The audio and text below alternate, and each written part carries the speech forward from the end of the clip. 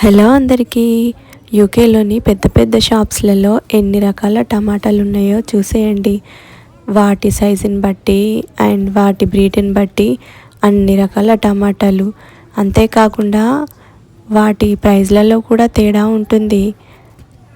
ఈ వీడియో మొత్తం చూడండి. ఈ వీడియో మొత్తం చూస్తే మీకే అర్థమవుతుంది ఎన్ని రకాల టమాటాలు ఉన్నాయి అనేది. ప్లీజ్ వీడియో నచ్చితే ఒక లైక్ వేసుకొని సబ్స్క్రైబ్ చేసుకోండి.